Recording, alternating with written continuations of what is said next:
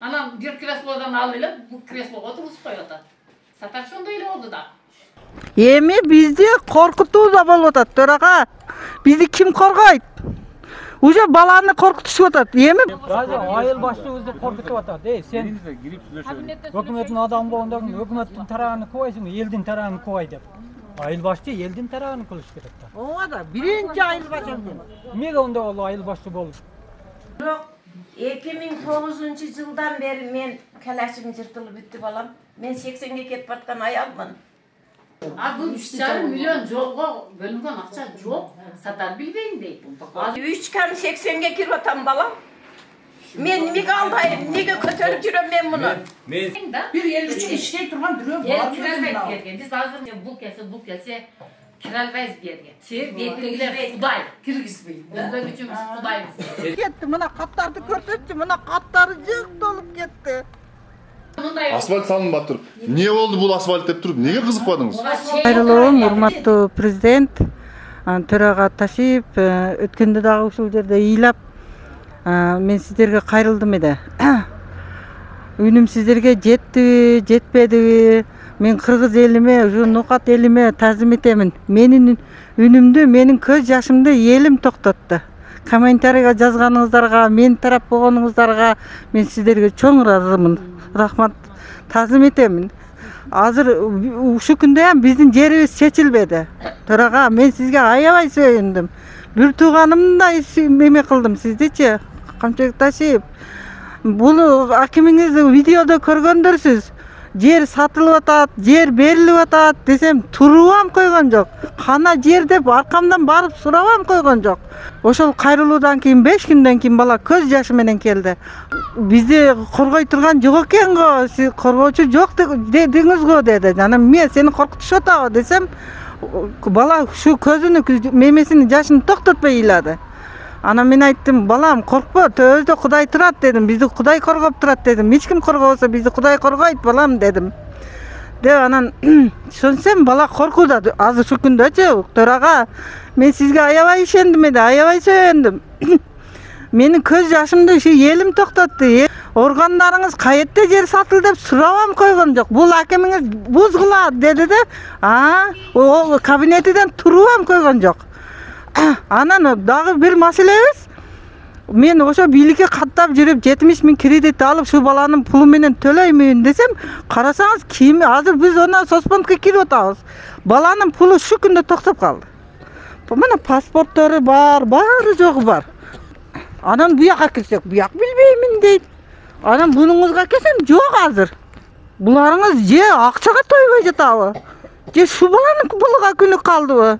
Бессрочный болуп чыккан bu балачы. Hazır balamды jür desem эле ыйлайт.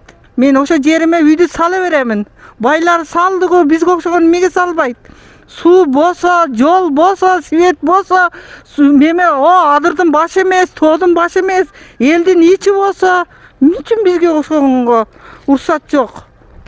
Эми bizde korkutup da bolup atat, töraga. Bizi kim korgayt? Uje balаны korkutuşup atat. Эми bala atçığını ayta alбай жатат. Айтсын uje ырбап kete turgan bolduk da bul işçi. Bulara жашоо бар экен да, onda bizge жашоо жокпу? Baylardыкını buzup ayttагы bizikini barıp buzam degen mana ушул memеңиz. Жаңы мына. Зуматтуу заматым өткөндө акимге киргенбиз да. Паспортам жаңы, картаям жаңы турат. Сурогу бүтө элек. Ne себептен баламдын пулу токтоп калды? Эми ошонун пулуга күнүңөр калдыбы? Өткөндө мына эжебиз мыйзамсыз курулган жерлер боюнча сөз кылган эле. Мына каттар толуп кетти. Мына каттарды көрсөтчү. Мына каттары жык толуп кетти. Анан кийин аким өзү айткан. Мыйзамсыз курулган үйлөр, фундаменттер бузулат дечи. Курулат, мына буягы да ham жатат, мына катта. Ошол боюнча сиздин кабарыңыз барбы? Мыйзамсыз курулган үйлөр 22-23 трансформация болбогон жерлерге салган үйлөр бузулат. Ал бизден жол бербейт үй салганбыз. Бүгүнкү дагы ким салган болсо, ал биз алмастан жооп берет, бузулат. Меге бар бузбайсыңар аны? Жок, болсо бузулат. Бузап деди, меге турбай койдуңар? Бул эже боюнча мен маселени жакшы билем. Бул эженин маселеси биринчи кайрылганда чечип берейин деп үйүнө чейин баргам. Айыл башчы, айыл өкмөтү менен эже чыкпай койгон. Darvazalarımды taraqtatkan, rasa tapalan kılışkan. Çıgıla çıkmaya katır. Жериңизди көрсөтүңүз, биз маселени карайбыз десек көрсөтпөй койгон. Чыкпай койгон силер чечип. Бирок аламын деп баргансыңар, жерди аламын деп баргансыңар. Өзүбүз жерин таап, өзүбүз аныктап чыкканда мамлекеттик фонддун жери болуп чыккан. Фонддун жери болсо, посылкага такалып турат. Жол турат. Мурунку кайрылуусунда дагы менин атымды айтып кетип атат, кубалап чыкты деп. Бул эжени Мана запис бар. Кармай элекмин мен, эшикке чыгар элекмин. Келгенде постоянно кабыл алам. Азыр дагы кирсе, азыр дагы кабыл алдык мен. Ошол. Записи бар. Пособиясы боюнча ал менин маселем эмес. Мен пособиясын токтотуп коюп, Ана мен айткам, токто. Күчүм жетпейт. Сенин атыңды эми билбеткем. Жер сатылып атат дедим, а? Үйүңүзгө барганмын. Жок, жер сатылып атат дедим, а? Анан кийин жер адистин диплому жок экен дедим, а? Жок экен десем, ал менин ишим эмес дедиң. Менин ишим эмес. Менин ишим эмес. Барбы жокпу, ал менин ишим эмес. Аны айыл өкмөт ишке алат. Ал бошотот. Эгерде туура эмес болмосо айыл өкмөткө кайрылыңыздар. Биз айыл өкмөтүн каалап атат. Хорошо, азыр мындай түшүнүктүү. Азыр мына туруп туруң. Азыр мына Көк Жардын келген тургундары булар деле ошол эле жер маселе боюнча келишти. Булар өздөрү чакырып, кел, ошол биздин үйүбүздү чыгар деп. Бул жакта баягы Сатаралы деген айыл өкмөт болгон экен Көк Жардачы. Бирок ал бул жактан элдерди каксатып кеткен экен. Ошол менен бирге анан ошондон кийин буну кулатып айыл өкмөтүнө айыл өкмөт кылып дагы дайындап коюпсуңар. Кече күнү ал жактан да иштен кетти. Ошого мына эл наразы болду да, бизге жерибиз эмне болуп атат, эмнеге бул Сатаралыга эч ким чара көрбөй атат депчи. Сиздин маалыматыңыз барбы? Бүгүн эле барып карап бертен чара көрүп койбойт да, бул маселени аныктап чыгат, комиссия түзүлөт, комиссия текшерет. Анан кийин Көк Жар боюнча прокуратуранын, облустук администрациянын өкүлдөрү менен бирге биздин балдар барып карап келишкен. Жок, негизиге келсе байлар алакта. Жыйынтыгын чыгап беришет. Жок, ошондо получается мына ушунча карапайым элибиз анда жалган айтып атабы? Жок. Барып келгенде отпаймынбы? Комиссия караганда. Билесиздер да өзүңүздөр. Комиссия жок. Бер келген мына комиссия бар. Келчи сен карайдан жыйынтыгын чыгат да. Сен карайсың, мен мурунда келгенмин. Бул жыйынтык чыкпайт. Аким кетмейин. Бирок мен Турсаң болот да болот. Өзүңүздөр комитетке кирип Өткөндө прокуратурадан, у жерден бу жерден болуп чогулуп келди. Эч нерсени чечкен жок. Өкмөттүн сөзүн кылды да кайтып келди.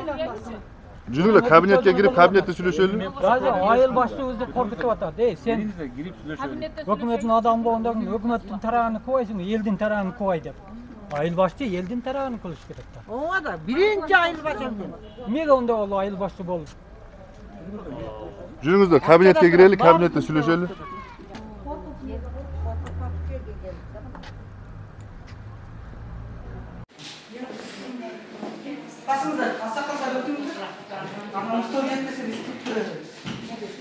Kireriңиздер.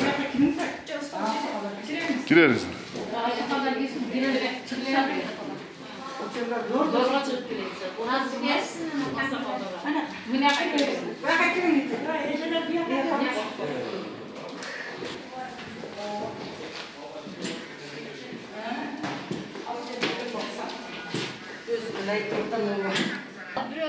Üç saatten beri turabыз балам. Кабылбай жаткан болот эле да. Мен биринчи этажда шектеген комиссия бар, аукцион өтүп атат.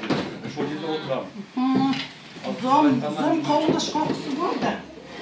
Сен зам болгондон кийин. Менин эшигим дайыма ачык. Сен эл үчүн иштей бересиң болсо, эл үчүн иште балам. Мынауңан сенин чоңуна мына акимге ишенич жок кой. Бул кишиге азиздан ишенбейбиз. Келип дагы кеткенбиз. Аким келмейт. Абишат Караган этип эмес. Biz келгенде эч ким караган эмес. Мен жерим не ризамсыз болсо, ошо баламдын группасына мен жумуш. Ошо балама 4 сотик керем мужикка ошондой чоң каратайдан кетпадыбы? 4 сотик. Мен бардык жерим отказ жазам деп аны келдим, а? Сизге башка жер берилет, ал боюнча берилет. Бирок сиз аны албай мен именно ошол жерде алам деп атпайсыз. Жок, имин эмес. Сен адыр деп атасың, адыр деп атасың. Ошол айыл өкмөттөн адыр болсо, балам кантип тирилет кылат? Копсуту жолго жүрсө. Келинмен группа болсо. О адырыңда суу жок, свет жок, кандай бактырлык кылат? Билесиңби? Кызмаса болуп кетсе, болду, ол болду. Биз чогулушту берилбек. Мичим байлар алып атат аны. Кайерден алдык? Уже алып атат. Мына видеосун бери көрсөтүп кеттим го мен. Алып атат. Сиздин маселеңиз боюнча ошо азыркы алып аткан жериңиз Дичамда, ошо Байсалда мен дагы саламын. Дичамда бузалбайсыңар. Барып бузулуп көргүлөр. Видео тартып чакырып алды. 2 жылдан бeri баспаган жерим бийликке 5 жыл бардым. Ыйладым. Төрөгага үнүм жетти дедим. Айлөкмөттүн 2 айда таа берем деди. Мен үйүңүзгө бардымбы? Не чыкпай койдуңуз? Мен ошондо үйүмө миги бардыңар. Сиз келип жерди көрүп алып коем деп бардым. Алып коем деп бардым. Алып коем деп бардым. Мен арызды жаздым. Түйлө алайын да. Арыз менен бизге кайрылды. Жер мунапс комиссиясынын төрагасы мен. Мен жерди банамысы бар көрүш керек комиссиянын составы менен. Арыз менен кайрылганда мыйзамдаштык боюнча биз барсак жерди көрсөткөн жок, эшикти ачкан жок, дарбазасын ачкан жок. Тарактапты дарбазамды раса бурулмашты. Ачып чыгып көрсөтүп коюңуз дедик жерин. Көрсөткөн жок. Өзүнүз жерде акча иштейт экен да, акчасы балдар максатын жерди алды. Үйдү салды. Ошону тек коюп, мына эже сизге жардам кылайлык дештин ордуга күйлөдү. Бакчы жериңе бара бер. Көп болсо президенттен мени приказ алып кел деди Айлөкмөт. Айлөкмөт мен айттым сизге. Мен Ошо бардыңар. Дайыма келесиз, мен эшигим дайыма сизге ачык. Келесиз, отуруп мен бир колунуздан кармап сыртка чыгарып койгон эмесмин эже. Мен төрагада өткөндө кайрылып атат. Өткөндө төрагада отуруңуз деп дайым отуруңуз кетем мына жерде. Мен акыркы келгенде мен токтоткон жок, мен патоя эмес, баланын жөнөк пулу болуп атат. Баланын жөнөк пулу болуп атат. Баланын жөнөк пулу боюнча мен карабайм, мен токтото албайм аны. Онда буягы токтотуп койду. Ал боюнча отдельный социалдык өнүктүрүү башкармалыгы бар райондо, ошолор иштейт. Мен 2 жылдан бери Кочкорбоева Кундуз, мен 2009 4 ноябрда жер алганмын. Алып колдонуп, тосуп жүргөнмүн. Турмушка байланыштуу Россияга кеткенде булар жерди мен заборумду бузуп, булар өздөрүнчө тосуп алган. Анан мен барып айтканмын, булар эмнеге тосуңар десе, булар менин жерим дейт. Абсаитов Нурбек аялыга менин жеримди каттатып алган. Азыркы тушта мынандай Көкжар Айлөкмөт мынандай аныктама берген да. Мынандай аныктама берген дагы архитектуранын балдары ушул мемесинен жасап берген. Мынандай кылып абызды чийип берген. Мен бул боюнча прокуратурага кайрылганмын. Прокуратурага кайрылып арыз берген. Прокуратурага берсем, олордун мына чечим мына апызыны текшерип чыккан, архивге жөнөткөн, архивден караган, чечимди чыгарган, буларды жокко чыккан азыркы тушта. Азыр мен архитектурага барсам, бул уже чечим бербейсиңер, уже жокко чыктыгы десем, булар айтып атат. 2 ай, 3 ай өтүп кетти, аны биз билбейбиз дейт. Аны билбейм, каяка барып кайрыласың дейт. Анан архитектурада бир бала иштейт, мына ошо жидайын карайт. Ошо жер боюнча. Ол бала мына ушундай аныктаманы жасаган, мына көз мемени, абызыны чыйган. Мен о балага барып жолукканмын, эмнеге мындай кылдың десе, Көкжар Айлөкмөт ушундай аныктама бергенде мен ошонун карап жасап берип койгонмун деген. Анан мен айткам, архивден кана дедим, мындай оригинал токтому барбы дедим, мындай барбы десем, ака мен текшердик жок экен, жок чыкты дейт. Мен ошонун манандын мемеси деле жасап берип койдум дейт. Демек, значит, мына осы подделка туурабы? Подделка. Мен бул жөнүндө прокуратурага арыз бергем, прокуратура жокко чыгарган буну, азыркы тушта жокко чыккан. Алар азыр эмнеге таянат билбейм.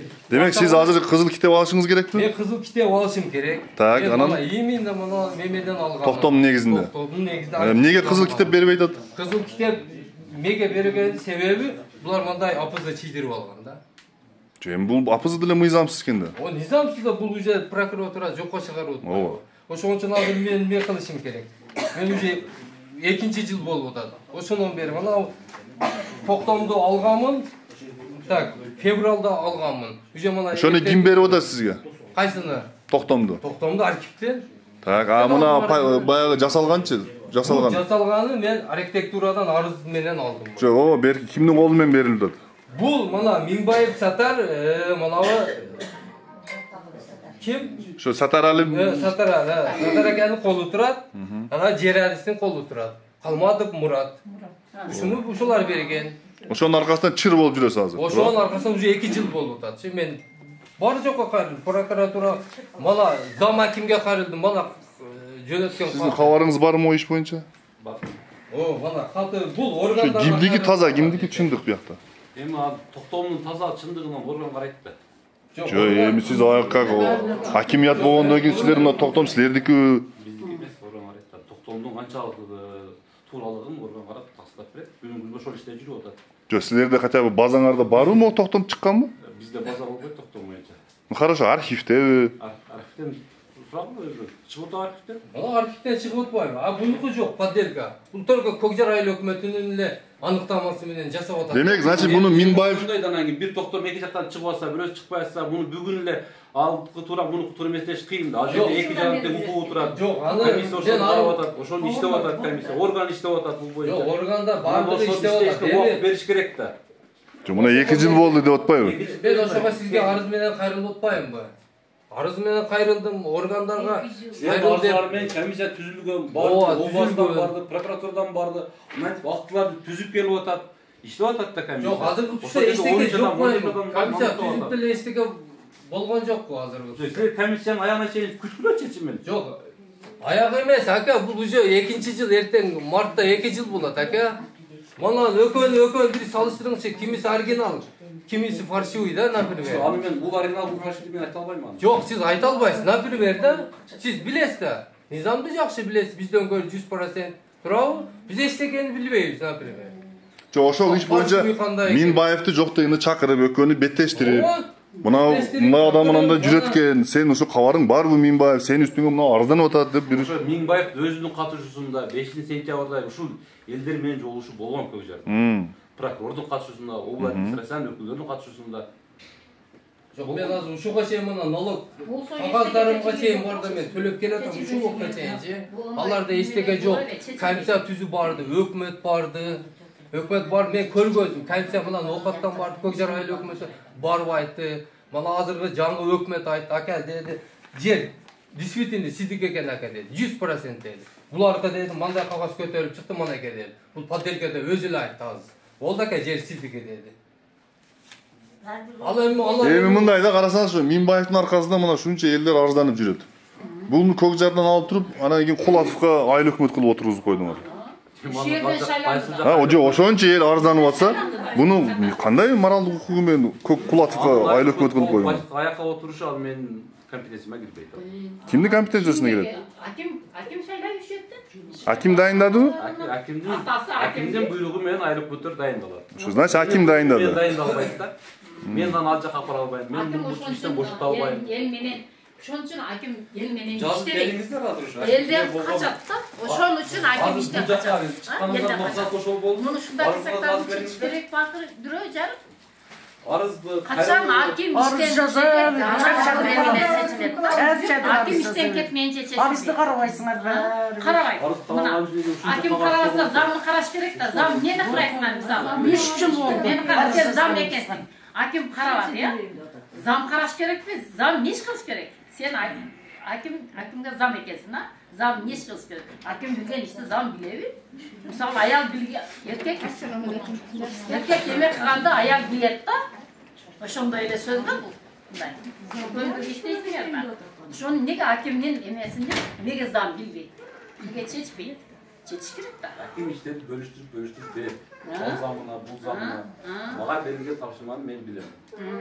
Алып барам.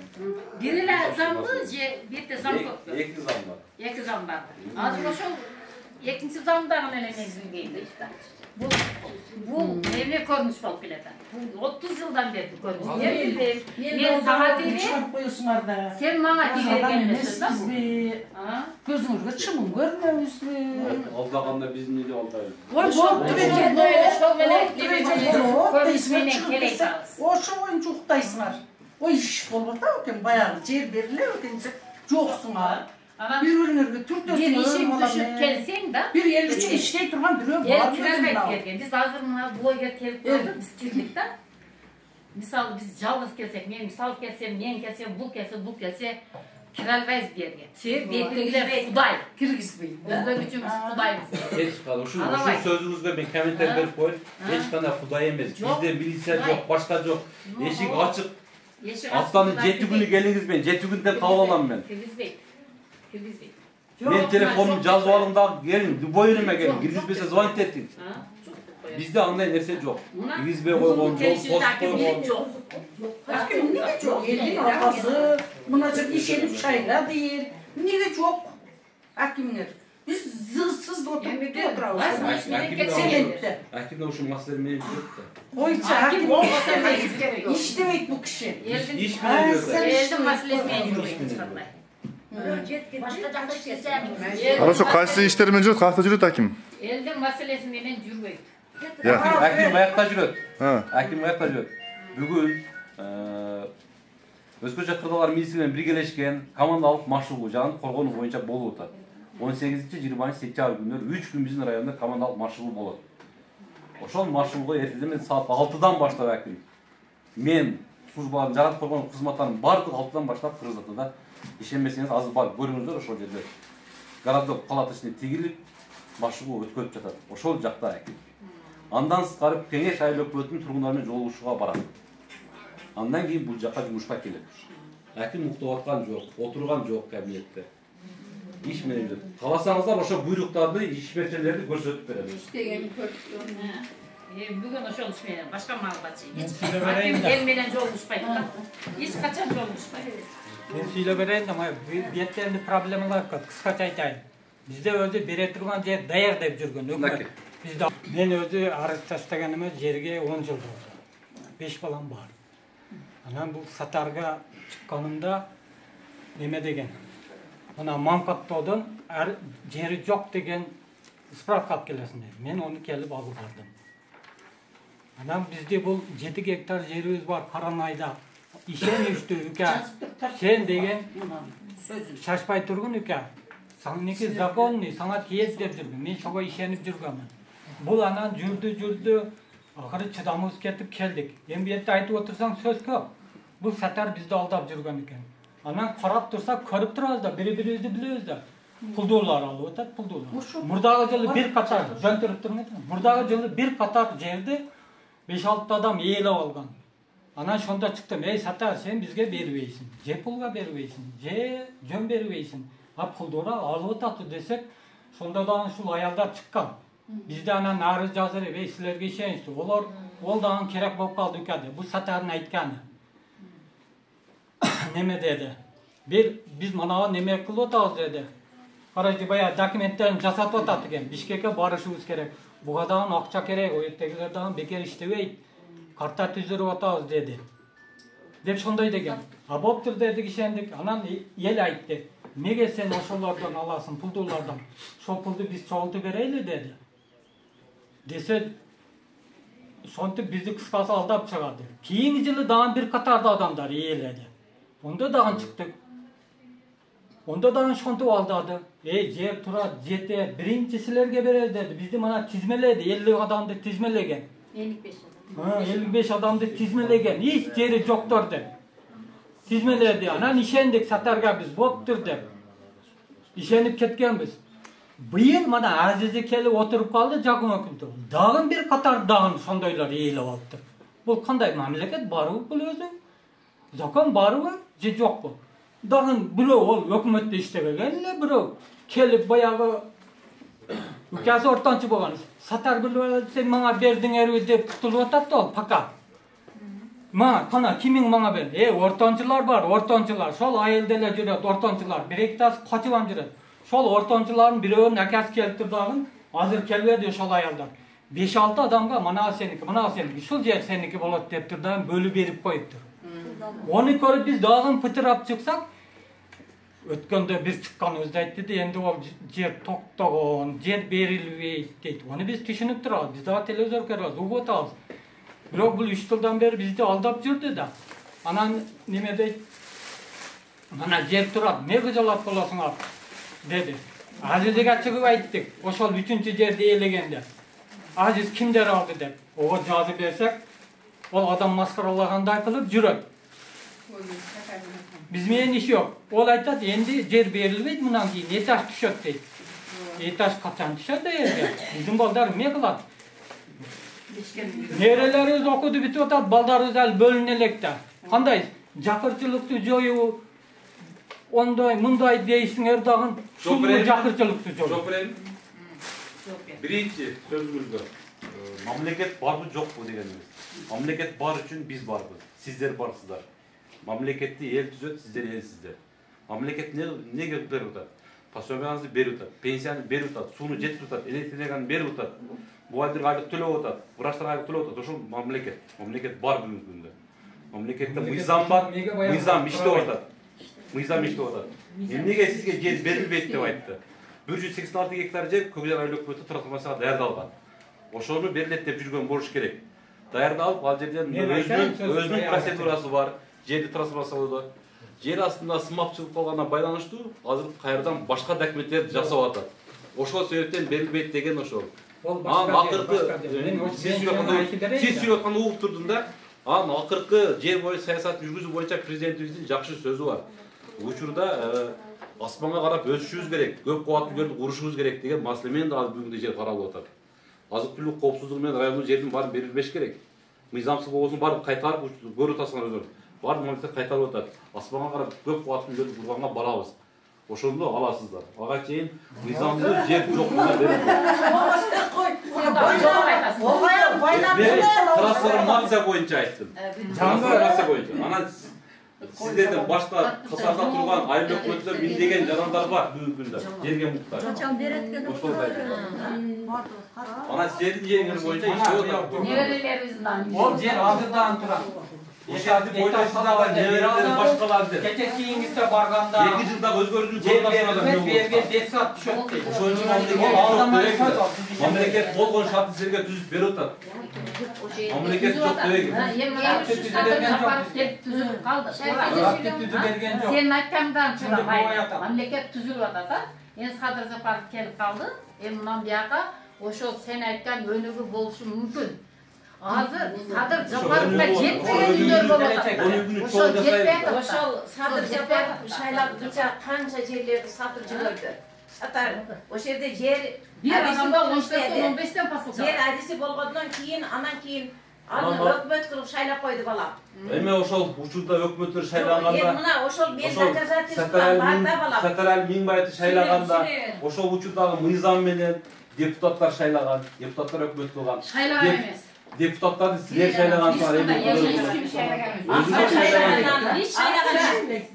мыйзам ошондо болгон да. Мыйзам менен берген өкмөттөр болгон. Бирин көзүн бири боемой эле да. Силер өкмөттү шайлаган эмессиңер. Силер өзүңөрдүн депутаттарыңарды шайлагансыңар. Депутаттар биригип келип 31 депутат, 41 депутат айыл өкмөттү шайлап берген силерге. Ошол учурда өзүңөрдүн депутаттар, өзүңөрдүн айыл өкмөттөр болгон. Азыр эми убакыт өттү, мына айтты, сиз андай деген, мындай деген деген, деди деген менен сөз бүтпөйт. Деди деген.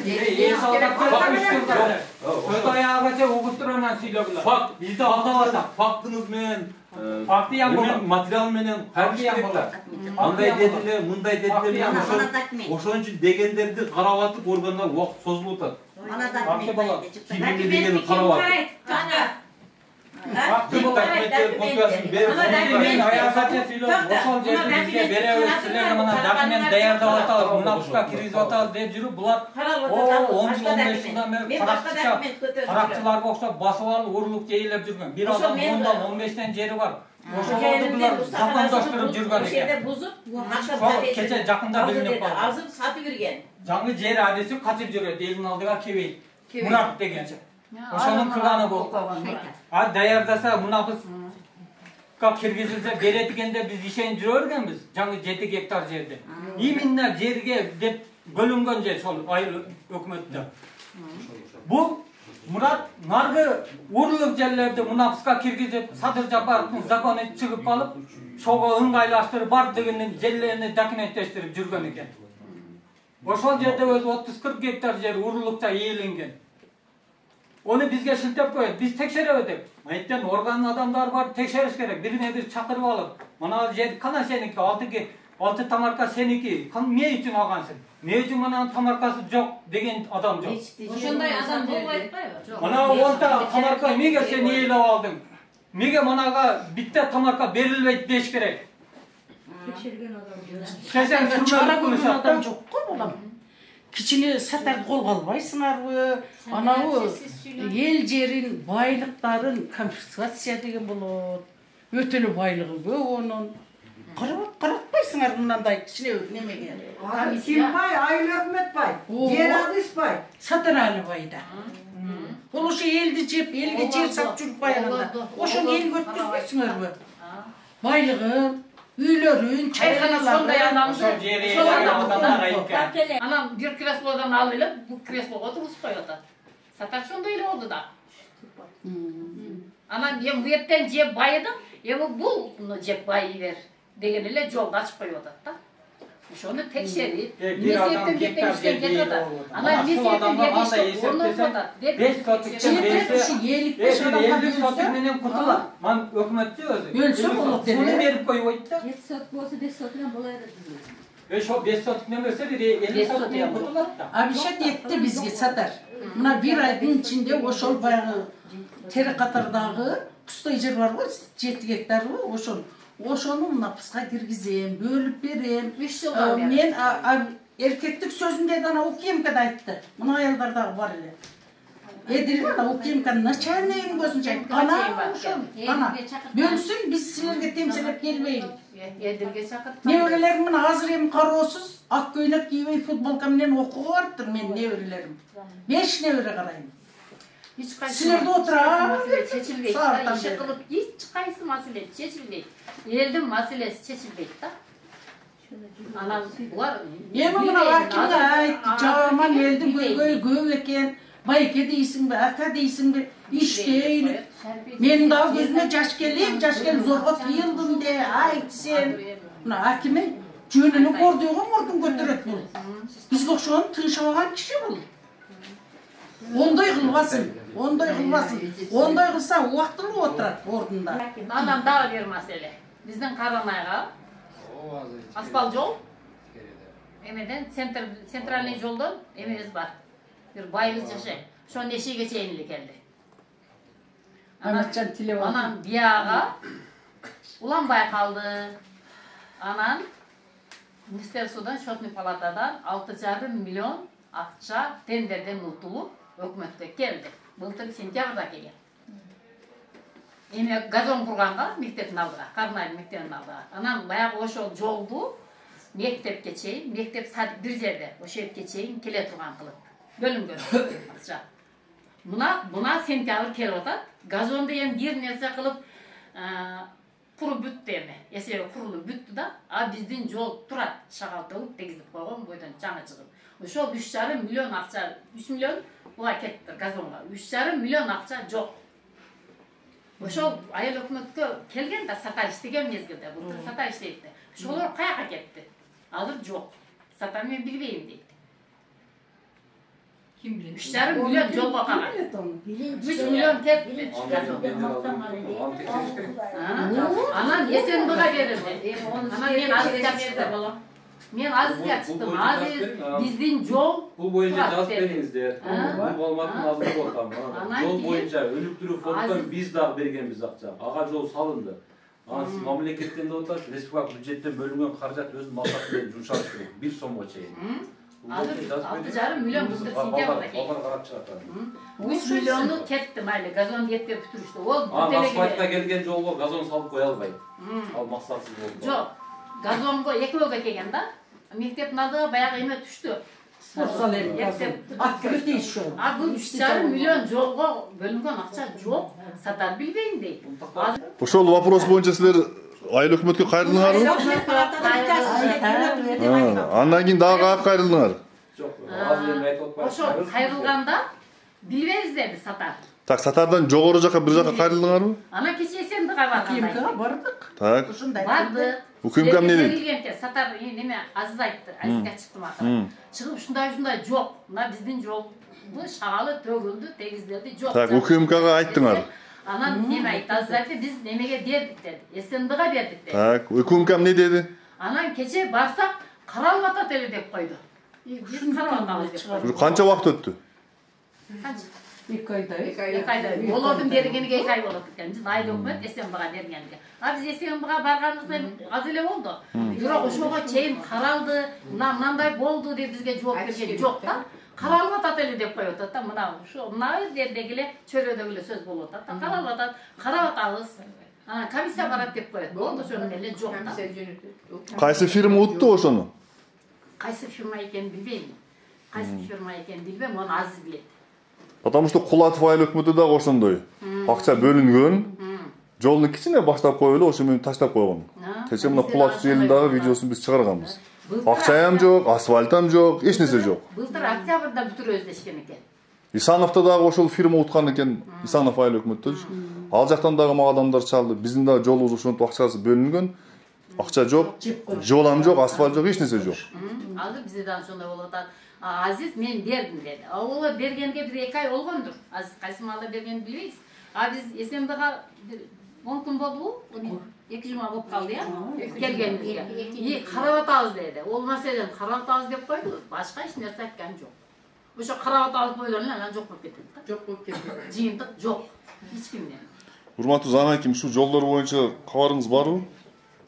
Кулатов айыл өкмөттө ушундай тенде ошо бир фирма утуп алган экен.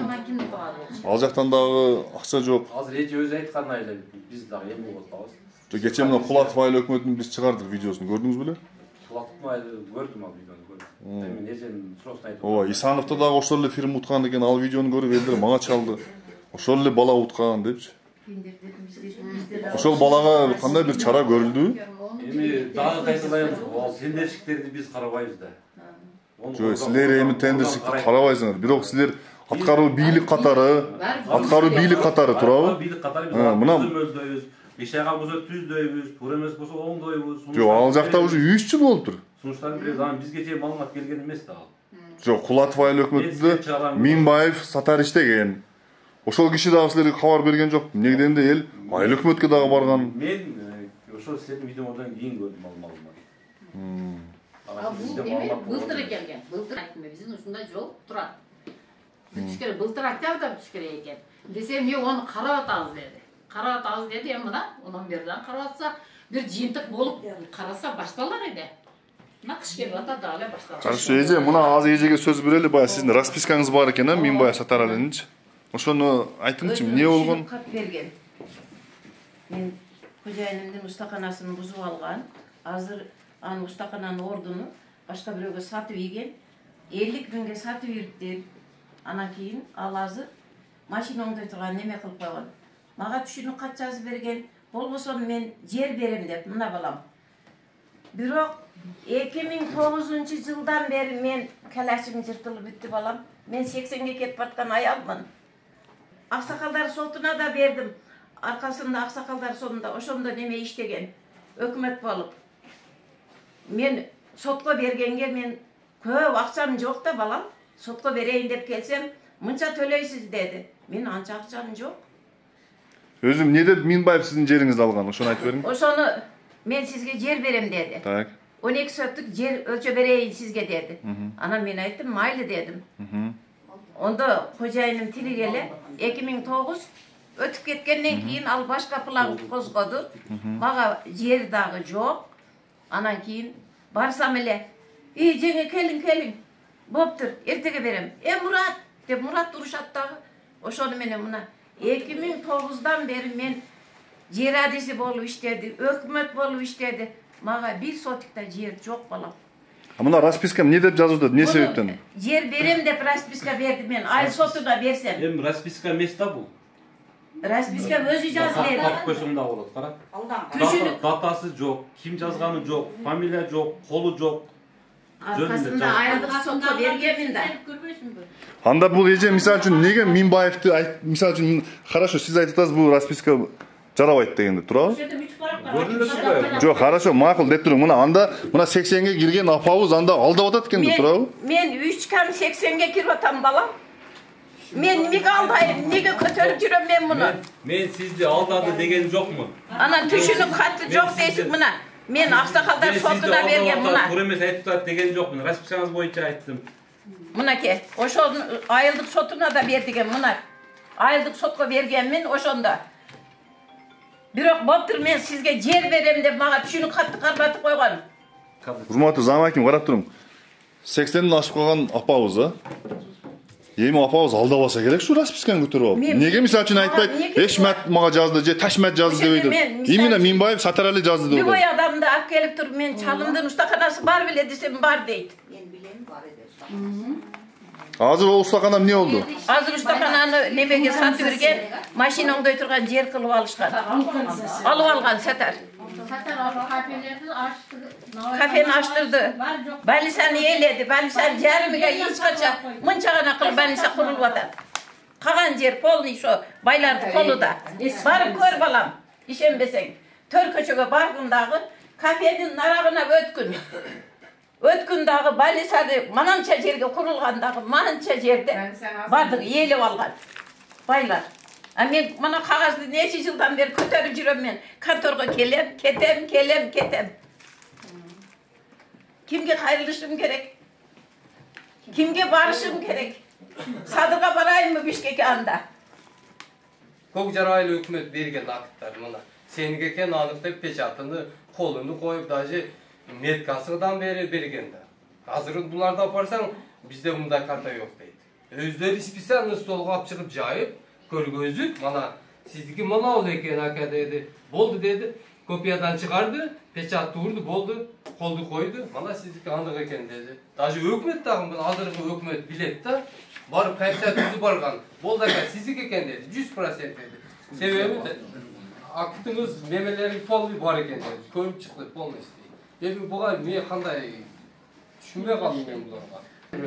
Балдарым уже окуду бүтүп калды. Мен азыр эч жерим дагы жок эчтеке. Көчөдөмүн да, мындайча айтканда, бомуш катары эле болуп калдым да жерде берди.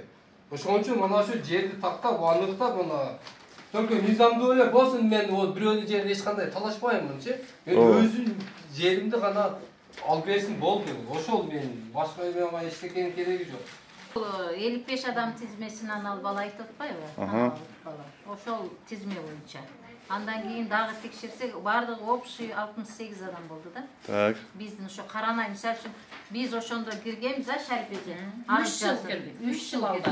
Көкжар айыл өкмөтүнүн башчысы Жолдош Минбаев Сатарали Мустумалиевге элди комиссиянын жана жеке өзүмдүн атыман Жолдубаева Анифа Урбаевнадан арыз.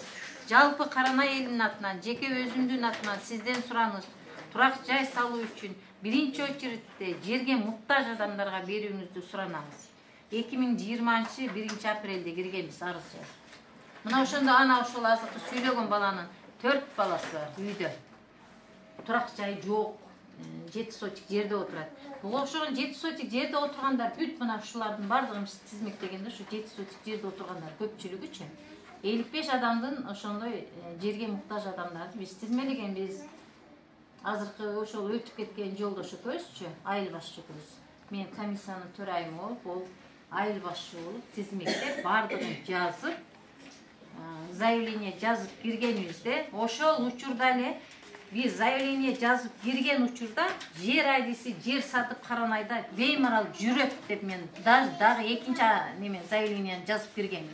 Эмне үчүн мен ушундай кайрылдык биз, экөөбүз барганбыз. Беймарал жер сатып атат го десек, ким деди эле, анан жер адиси десе, ошондой экен деп туруп баягыны копиялады дагы, сейфине салып койду. Буну дагы копиялады да, сейфине салып койду. Анан биз ар бир айда чыгып аттык, карайбыз деди. Карайбыз деди. Мага личный дедим, жер бербей эле коем дедим. Мен аяшым болот, мага личный жер азыр зарыл эмес дедим. Балдарым Россияда иштеп, 20 жыл, 10 жыл иштеп, жер сатып алып, үй салып койдум дедим. Мына ушу бейбес чегаларга бериңизчи дедим. Десем, боптур да мына аяш. Сөзсүз берем, 1 айдан кийин берем, 2 айдан кийин берем. Мына 3 жыл алды. 3 жыл алды. Акыры чыгып кетти. Акыры чыгып кетти. Бет башканда дагы ушундай контордо чогулуш жасады. Сиз да барып элеңиз бала. Мына ушулардын бардыгы бар эле, дагы көп эле. 3 жылдан бери 3 катар жер. Неме деди? Мына берем, мына берем. Мына ушулардын бардыгы контордо турат. Бирок силер ошо арыз менен кайрылып атсаңар, силерге берем деп туруп, бирок башка балдар, башка адамдар алып атат.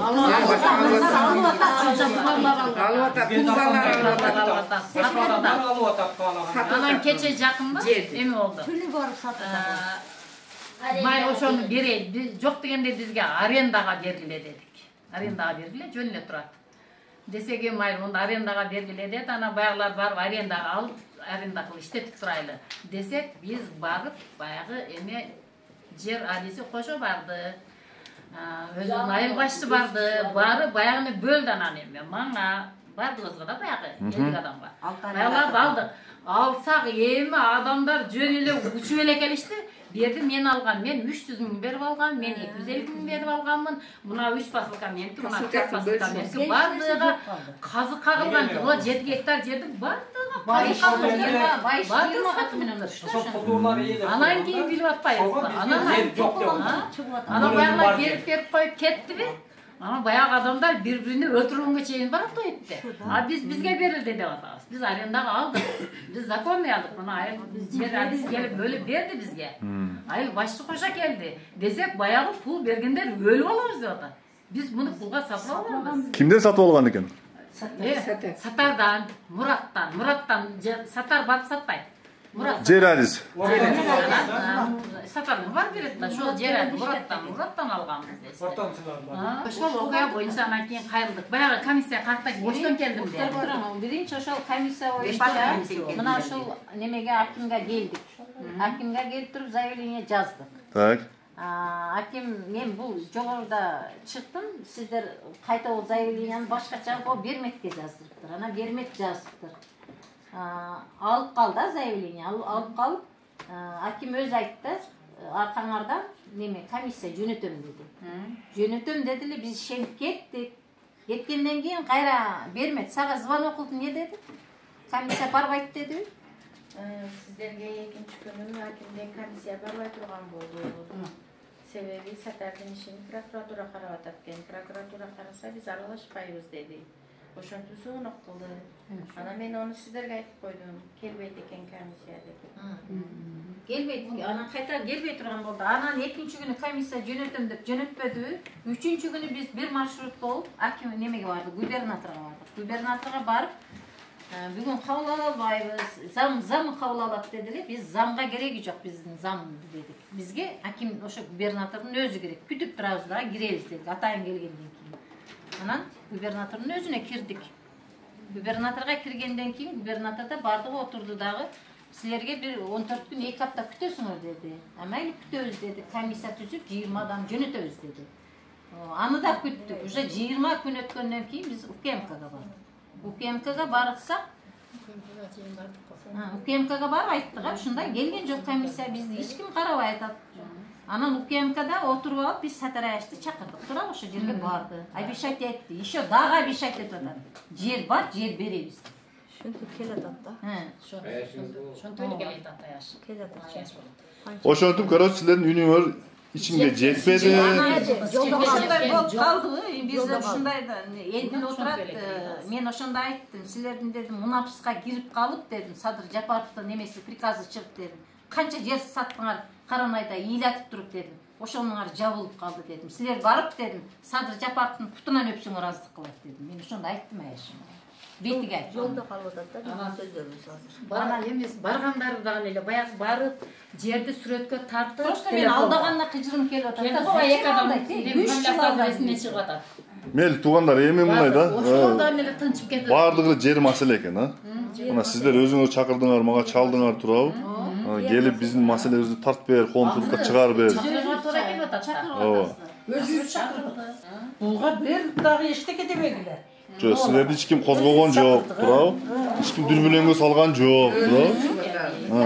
Эми силердин эмне талабыңар бар? Эми ошондон кийин баргандан кийин 2 күндөн кийин анан оштол комиссияны жөнөттү губернатор. Биз КМКга баргандан 2 күндөн кийин оштол келди. Алар түштө келди дагы бардыгы эч ким, бардыгы ар кайсы жакта эле. Ушу 7 гектар жерди чечпей кайта паскап кеттиптир. О, Сатыбалдиевдин убагындагы эрчип кетти. Биз 7 гектар жерди сурансак чечип берсин деп. О, ылдый түшүп кетти. Ошол бойдон иши алып, Шуга убакытта зам аким эмне дейсиз? Мына элдин үнүн уктуңуз. Каралыкта Талеже өзү айтып кеткендей, биринчи бакы элементтер пайда болгондон кийин прокуратура өткөзүп бергенбиз да. Алды, сатты, берди деп атпайбы? Прокуратура өткөзүп бергенбиз. Ал бул бергенин башкасынан тааш биздин компетенцияга кирбейт. Keyin областка кайрылганыңыздан кийин губернатордун немеси менен бизден райондон да балдар комиссия барып келген. Барды, бирок ошо биз айткан жерге барбай, чечим чыгат. Сабак кылып туруңуздар, чыгат чечими. Анан эгер болсо башка органдар аягына чыгаруу боюнча. Урматтуу Заң аким, мындай, хорошо, карап туруңуз да, мындай суроо да. Эми ошо Сатаралы Көкжарда айыл өкмөт болуп ушунча жыл иштептир. Эл ошончо нааразы экен окуган ишинечи. Аны алып туруп Кулатов айыл өкмөтүнө эмнеге дайындап койдуңар дагы өкмөт кылып? Аны мен баштан эле айттым. Айыл өкмөттү дайындаш, алып коюш менин милдетим, компетенциям. Жок, сиз мисалы үчүн как орун басар катары акимге айтсаңыз болбой беле. Урматтуу аким, мына жерде Көкжардын эли Сатаралыке нааразы. Азыр буну Кулатовго алып барсаңыз туура эмес болуп калат. Сиздин авторитетиңизге дагы минус болуп калат. Андан көрө бир жаңы бир таза адамды алып барбайлыбы депчи. Мыйзамда андай аким орун басары сунуш берет деп каралган эмес. Жок, сунуш эмес, хотя бы маалымат катары. Хотя бы маалымат катары. Дагы айтам, анын дайын алыш боюнча, бошотуш боюнча мен маалымат бере албайм. Мен эме кирген. Сатаралы мит экенин баарыңар билесиңер. Мит экенин баарыңар билесиңер. Ошондо кандай кичине маселе кылып, баг доктурдардан күтүмүккө болор. Ошо кезде эмне сен маселени айтпайсың ана немеге, акимге. Ошону коюңуз. Ол деген элди какшаткан адам. Башканы караштырайлык, байки дебедиңби? Айтышка бар бул сенин. Сиз местный туурабы? Моокаттыксыз. Сиз мына жерде бар жокту билесиз. Туурабы? Акимиятта канча жылдан бери иштейсиз? Жок, эми аким карашы нарындан келиптир. Мен адашып калды деп калайын да. Жок, сиз эми как местный катары айтышыңыз керек эле. Мына жерде элдер мындай чырылдап жүрөт. Элдер нааразы бунун ишине деп. Көптү билбейт ол. Мен сизге мындай подсказка берейин деп айттыңызбы хотя бы? Мен ноокаттык, билесиңер бар. Дагы айтам, аны дайындаш, бошотуш боюнча мен эчтеке дей албайм. Жок, сиз хотя бы совет бере аласызбы? Аны дайындаган аким өзү макулдашчу адамдар болсо керек.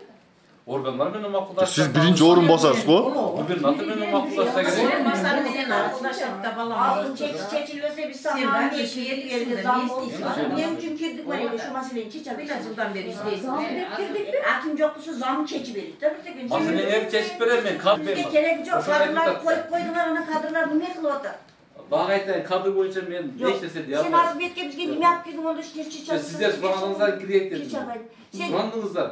Отуруп сүйлөшөйт дедим. Акимден өзүнчө бир советниге бир мындай, мына адам кандай, мисалы мен досум болсо, мына кандай досум мен деп бирөөдөн сурайбы го? Келгенде сенен сурайт, сенен сурайт да бар. Сен чечсиң, берсиң, билбейм. Азыр жалпы жыйынтыктап бергенде силердин максатыңыздар жер маселесин чечүү экен. Айыл өкмөт башчысы Миңбаев Сатаралыны ишин кароо экен. Камаш керек, камаш керек. Ошол ишин кароо экен. Бул ийге. Ушул максатыңыздарды мен акимге жеткизейин. Жеткизесиң, болгондо айтып берейин. чечим чыкса келебиз дагы. Келиңиздер, эшигим ачык, келиңиз. Сатаралы хорошо айыл өкмөт Кулатов болуп отурду. Анан кийин ошол жерден нарынга жөнөтүп, жиликтерди жеп, арактарды ичип турабы? Мына селдин кесепетине ham карабастан. Ошонун айынан комиссия түзүлөт деп зам губернатор айткан, аким өзү айткан. Бирок эмне үчүн Сатаралы өз каалоосу менен кызматтан кетти? Дагы айтам, өзү кетеби, дайындаган мен билбейм, мен жооп бербейм. Ал менин ишим эмес, бул сынак милдетим эмес. Эмне үчүн ага служебный проверка өткөрүлүп, эмне үчүн мыйзамдын талабына карап туруп, жоопко тартып, жок дегенде аны хотя бы статья менен иштен кетириш керек эле. Статья менен кое албайм. Ошентиш керек да. Эч нерсе билбейт экенсиң да, как билбейм. Кадр боюнча мен билбейм. Жок, эмне боюнча иштейсиң сен өзү? Сен айт, ошол меники райондун аймагындагы реалдуу секторду карайм. Жолуңузду, сууңузду, жайлооңузду, жайытыңызды, айыл чарба, мал чарба, өсүмдүк. Мына жолду дагы жолду чечип берип алды да баягы. Мына курулуш боюнча, жол боюнча сизге айтып берип атпайбы? Ага чейин Кулатов эле чыккан. Азыр мен деле айттым го, кайрылыңыздар, карап берейин. Мен өзү деле айттым го, кайрылган эмеске буга чейин билген эмеске. Былтыры октябрга чейин бүтө турган деп отчет берилген. Ошону азыр айттыңыз да, буга чейин кайрылган болсо карайт элек. Азыр реально карагандачы. Силер мына элдерди мына жака жетелеп алып келгенден кийин анан арыз жазгыла мен карайм дегениңиз бул туура эмес. Siz mына жерде отургандан кийин сиздин служебный машинеңиз бар, туурабы? Бензиниңиз бар, туурабы? Ол кайсы эсептен? Элдин эсебинен, туурабы? Демек, сиз ошол жерлерге өзүңүз барып, ошолорду выявлять этип, жоопко тарта турган сиз адамсыз. Ошол бардым. Анан кийин мыяка эжелер келип алгандан кийин анан арыз жазгыла, мен карайм, мен билбепмин дегениңиз бул туура эмес. Азыр жеке адамдын кызыкчылыгы үчүн, башкача айтканда айыл өкмөттүн ишин карап аткан үчүн ушул маселени айтып атат. Буга чейин бул маселе көтөрүлгөн эмес, бизде маалымат болгон эмес. Буга чейин анда значит булар күнөөкөр экен анда. Айыл боюнча карап келет да. А сиз мисалы үчүн карашы, мына өндүрүштү сиз карайт экенсиз. Ошончо акча ошого бөлүнгөн экен билесиз, туурабы? Каяктан бөлүнгөн экен? Жо, мына ажай tutpa, мына бу айылга асфальт салынсын деп. Эже шотный палатадан бөлүнгөн деп атат. Шотный палатадан акча бөлүнгөн. Шотный палатадан бөлүнбөйт. Бул эми понятно эже бул билими жетпейт. Мамлекеттен бөлүнөт, каяктан шотный палата? Ошо мамлекеттен бөлүнгөн асфальт курулуш керек. Сиз барып туруп ошо асфальт эмне болду деп бир кызыктыңызбы? Кызыккан, мен билем асфальтын абалын. Мен ошо токтоп берейин деп атам. Токтоду. Чаңда жүргөндө. Жок, хорошо, ошо асфальт салынбаптыр. Акча кетти, макул. Асфальт салынбаптыр. Эмне болду бул асфальт деп туруп, неге кызыкпадыңыз? Буга чейин да, фундаменти куюп элек. Каерде туруп, кайсыл мындай даяр казон да эми бүткөн. Ошол жерде туруп сатарган, жолдош бар, да экөөбүз бар. Сүрөткө тартып, жөнөтүп, отчет бериптир. Мына неме каранайдагы эмени бүтүрдүк биздер. Ал быйыл бүттү. Бир ай болду ишке киргенде. Ал былтыры биз октябрдын аягында бүтүрдүк деп сүрөткө тартып жөнөтүп коюшкан. Ошончолук даражага жетип атат да мына биздин район. Элди толуп койду. Анан ошол жетекчилердин күнөөсүбү. Бөлүнгөн акчаны элден да анча болду да. Андан сырткары. Биз оккан балдардан да акча келген экен. Балдарыбыз иштейт да Россияда. Олар да карап коюшканда 1-май көчөсүнү 10 000 сомдон чогулттук, тендерден утуп алдык деп, эч канча болбой эле 1 километрге барбай эле токтоду жолубуз. Ошондо бир карап койгон балам. Hiç kaynamadı karabıydı da buna hakimçilikte bize şu memeli köçöz. Bunun 1-May köçösüyle. Hakimçilikte yani sözlü biz o kişi bardık emeğinin şu hakimçilik çeşitli şekilde şunday gramotlu adamlar var dedi işlemeliyiz de biz alayım. Biz elimiz karapayım dedi biliyor oturgan. Abi birlik etsek bana hiç ne bilmeyim. Azı şunday zaman boldu kal bilbeyim de kutular. Kayaka bar ozdan hiç dese bilbeyim. Ana bardık kendi şekilde neme alış gerek de biz. Şekilde biz havada alışımız gerek. İnformasyon veriş gerek. Ana bir bilsek kim bilir. Su boyunca geçimsel kalan ayarda vahşi grantlerde su yok. Bir haftada çıkartılan bayağı 7'den çıkarsın aldılar. Bayağı da zaman suları çıkarıp koydu grantga. Adamlar aynasız kenardan su alıp çıkartlar. Kim bilet ana? Kim çeşit? Sertimiz ağzını kocalarız. Bizge vahşi grantdan ağırdan su çıkartlar. Kışta kocadan taşıp içeriz. Keçe sel oldu dedi, selin ayından bir iki yolu bir biçara hadiye kılıp su yapardı, iki çelekten su diyet, iki çelek hatta semyalan ne olur? 4 yol çakaynasam tübül. Oğlan cerden çıkan su. Şu cerden çıkan su da par baktı da. O cerden çıkan su. Bizim de içemeyesinde şu su. Karanaydı çekerdi, 2 aylık vapşı su değil. Vapşı değil. Biz o alttan kenardan alırız. Allah aşağıda pırasa tuzun içeriz. Bu şu mezgilge şeyin el uşan böyle yaşap geldi de. Ölme canım ölmedi. Sular 30 yıl bolu sizden beri yaşap gelenlerimiz Karanayı elini karavan adam yok. Elden ünlük içine uğar değil ana kim çıkartan. Bu acıya çıkmayın da. Cil çıkmayın da çıkartan. Hiç kim muhbayt. Ötele bardakçını yüzünde. Kalagan satıp gidelim. Kalagan prezident 5 tabak kalıp ana el çıkıp kaldık da. Bizim talağımız. Жаңы ошол жерде азыр 7 гектар деген жерди бизге бериш керек. Бизде бир жол этаж салынат, бир жол мына биз чыгыш керек деп алдап келатам. Бирок ол жер ээленип бүткөн. Аны бизге беришке, бизди башка жака жылдырып берген курдуулар ээлеп калыш керек болду. Биз аны талап кылабыз. Ошол жерди бизге бериш керек. Сатар өзү айткан 3 жыл мурун. Sizlerge birinci beremiz, aşağından tartatабыз. Мен айтайын, кече мана консьялар барганда ортодон баягы высокий деп коет, столба өткөн адырга карап. Анан астыдаки бул жер туура келбейт деди да. Бирок адырдан бизге бир жерде айткан жерде да ошол туура барып барса, сол стаба өтүп кеткен. И анан ол жер мен ошол жерде жашайм билем. Селкана. Адырдан жылга деп коет. Жылгалардан жамгыр жааганда суу түшөт. Өтү өкмөт өз дагы иштете алган эмес жерлер. Таштак. Анан барып көргүлө ишенбесеңер. Канал өткөн, опасный. Kanalдын жанында bir ени 20 метр чыга турган жар бар. O yerden tınbay жамгыр жааган сайын сел жүрүп турат. Сел хана o yer. Şonu birin deydi. Şonu bizge jer kılıp berебиз, mınapsıka kirgizip atабыз деп өткөндө ошондой дейт. Мына элдер өзүчүн азам акиммен жолукканы келиш. Кайсы күнү балам? Сиз эми орун басар экенсиз, сиз чече албайт экенсиз. Түшүнүксүз. Жоошты бар сен үчүнчүсү. Так чечип койбойсуң. Сен өзүң экенсиң. Апамды адам экенсиз кантип сизге айтайын? Жок, аким качан кабыл алат? Айтың конкретно. Сен мындай ишиге чечип албайсың. Билбериңчи. Yok bu doğru bir şeyde balık geldi. Doğru çekim. Şoğarga jetiş kerek. Sonundan ayrılan degen bırakın da. Bular yerde ızılda kalat da orta. Bu çekilmeyince keleverez da. Majbur bu sol. Keşke oturalım. Болсо сатып жапыракты чейин барабыз. Эми şu tuğulun çıkpaş керек. O жерде муштүгүп кетиши мүмкүн. Алган, пулга алган менен жер ала электе. Ой, өткөндө барган деле мушташа турган болчу го. Мушташа турган болуп атат азыр. Азыр азырма сатып алганмын деп атат. Bir Karanay'ın eli manda bolup atar. Сатардын криминалды жабылып калбаш керек o жерде. Бериш керек жерди. Bir gündü belgileri ошол жака акимди алып барбайбы? Ya kim var? Eğer alıp barasın bak. Biz Barbayt hakimin. Kaysı barasındı. Kaysı Өкмөтүндө биз Жоқ, мисал үчүн аким барсын.